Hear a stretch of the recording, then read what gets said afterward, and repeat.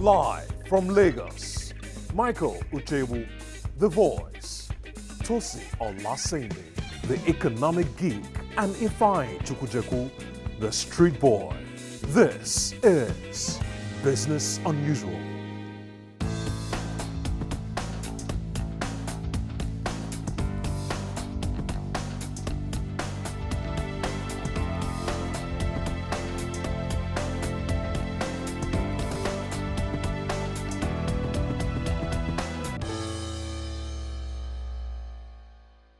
Welcome to Business Unusual, the show that crunches the numbers on trending business issues. And I'm always here with my co-anchors, Tosi and Ifeanyi. Before we get into the hot topics, guys, how's the fuel scarcity affecting you people? For me, I spend hours to queue up for fuel, and guess what? I expend that fuel in traffic, because not only are we queuing up for the traffic is also obstructing the free flow of movement. So, yeah. What about you, Ifeanyi? Me, I don't have any traffic issues. No, sorry, I have traffic issues. Traffic is ridiculous. But Okay. fuel, nah, it's fine. I mean, I know someone that knows someone. Whatever. A street boy, so I mean, I know someone that knows someone.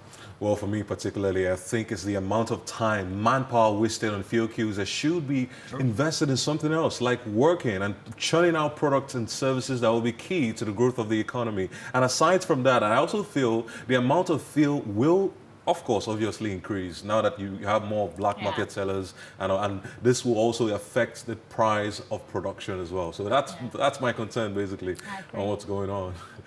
Okay, now let's get straight to the hot topics. Petroleum contributes 1.94 trillion naira to Nigeria's GDP.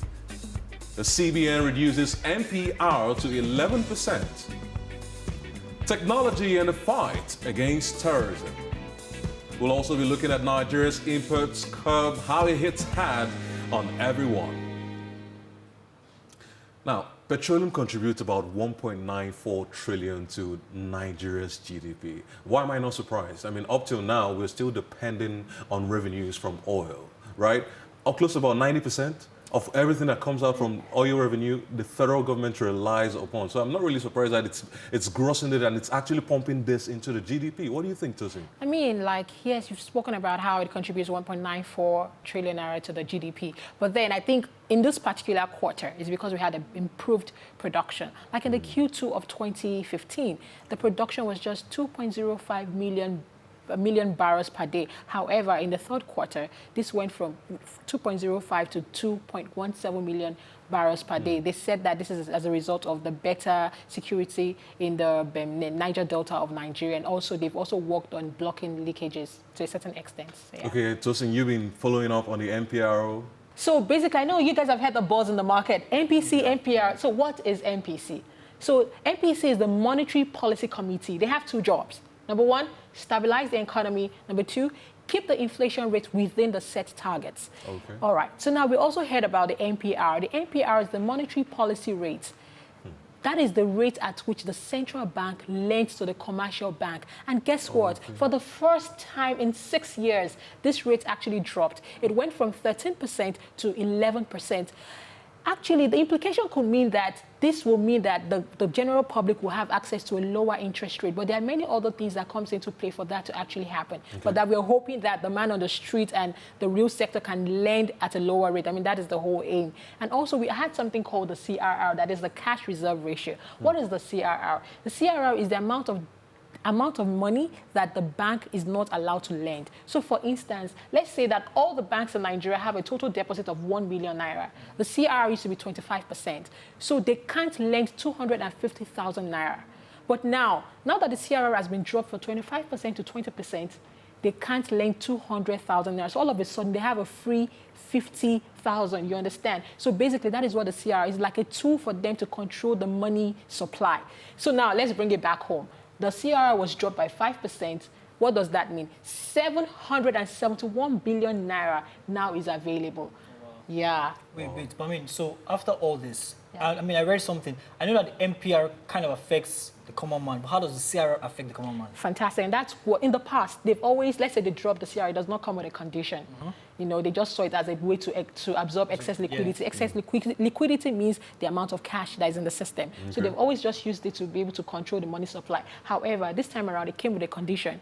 That is, that money must go into the real economy. So that's 770 billion naira. Now, let's say you're in the real sector. Let's say you're in agriculture, you're in mineral, or you're in which other one? There are 4 different infrastructure. Yes, mining and infrastructure. So then, if you're in those sector, you make a proposal. They take the proposal to the Central Bank of Nigeria. Then the Central Bank of Nigeria, if he approves it, then they disburse the money to those who need it. So that, like you said, how does it reach the man on the street? If they approve more agricultural companies, then they can create more jobs and it can get to the middleman. But the most difficult part is always the execution. It's always nice and easy to give all these nice, you know, laws and all of that, but how will it be executed? Okay. All right.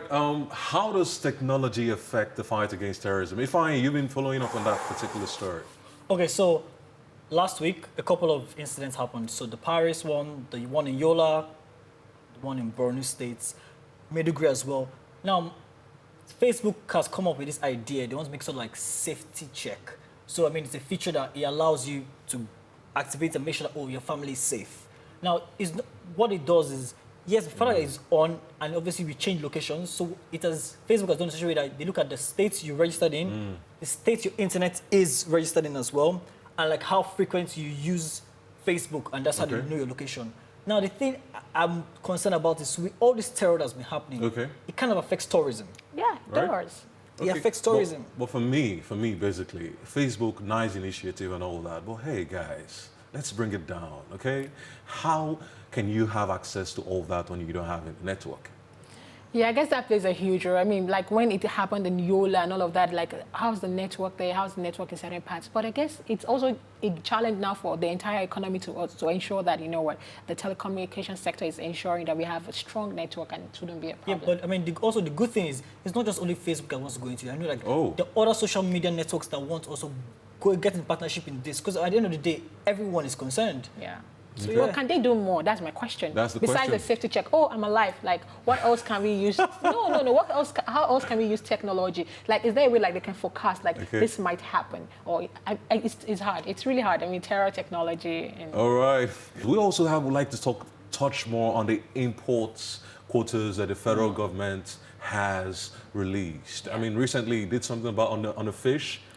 I mean, yes, the quota has been there for a while now, but I guess the impact is beginning to, you know, eat into the economy, and now people are beginning to feel it. Like, for instance, we've not yet been able to meet local production with local consumption, hence we import fish. And now the quota on fish, you can also tell that now the price of frozen foods and all the things that have been that the quota has been placed on is being like the prices are surging. You understand? But now people always say this: why don't you build the local economy first before you start placing quotas? Local industries. Exactly, and before you start putting pressure on, like now the list that they took out from the 41 list. But you know what? I found something interesting in the papers last week, or so, you know, it was this week. A tomato processing company is going to establish its plant in Nigeria.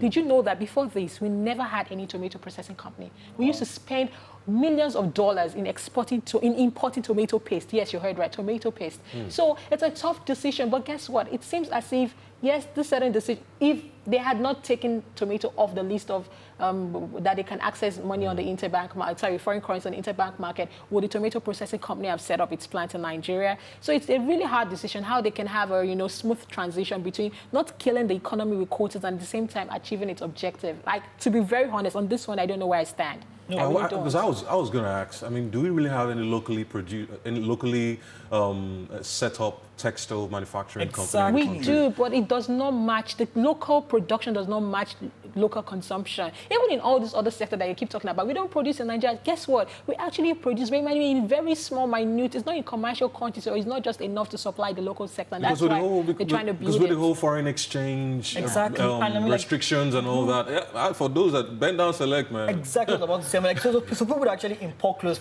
abroad as well to sell. Yeah. How are they supposed to cope with this new call? I have an idea. It's a tough decision. You just having to draw the line and to find a good balance. Now, we would like to know your thoughts on these stories, but you can help us by please tweet in on @BTVA Newsroom or send a message on Facebook at www.facebook.com/BTVA Newsroom. And you can follow us on Instagram at BTVA Newsroom.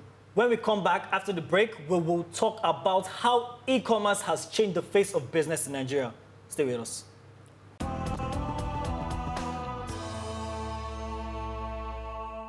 5 fun facts.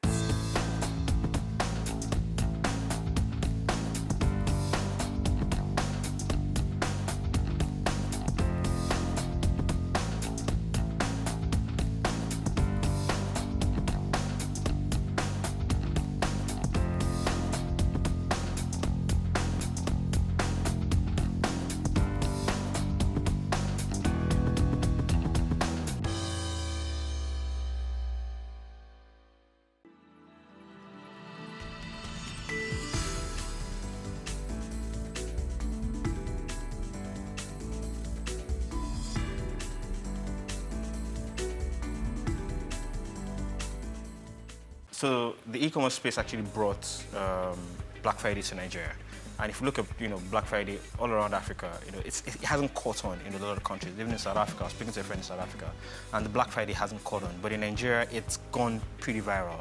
Everyone's looking at it, and right now we're seeing a lot of brick-and-mortar resellers also beginning to do Black Friday as well. So I think it's been huge. It's been huge. It's been great for both consumers, both for merchants as well, for SMEs. It's been great that they have that day, in Nigeria where they can have, a lot of sales, they can have a lot of engagement with their customers. I think it's great.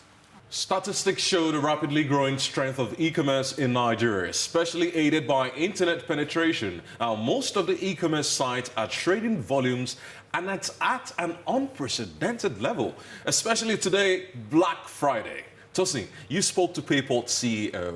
What was his take on this? He is very positive. They feel like they're going to make about 500 million naira, that is $500 million, from the sales in just one day. And something interesting came up to me. He said that, when I interviewed him, that was just 11 a.m. and this was pre the Black Friday. And he said that they've already seen sales that they would have made in so many days within those short hours, that they will even surpass the $500 million they're projecting. Okay, let's take a look at that interview with PayPort. Yeah, well, for our Black Friday sales, we're hoping to sell over $500 million. Yes. $500 million naira? Yes, $500 million naira. So we're hoping to sell over 500 million naira. Already from what we're having online at the moment, I think we're going to surpass that. So yesterday we spoke to DueDay's co-CEO, and he talked about how they're focusing on technology, payments, and logistics, and how they've moved from just being a clone for Groupon. Let's take a look at this interview. I think the three major things we have to look at is, logistics, technology, and payments, right? That we have to look at for Black Friday. From a logistics point of view, we've partnered with FedEx. From a technology point of view, I think we've looked at our system. I think we did a test yesterday on our app. We did a 15-minute test on the app yesterday.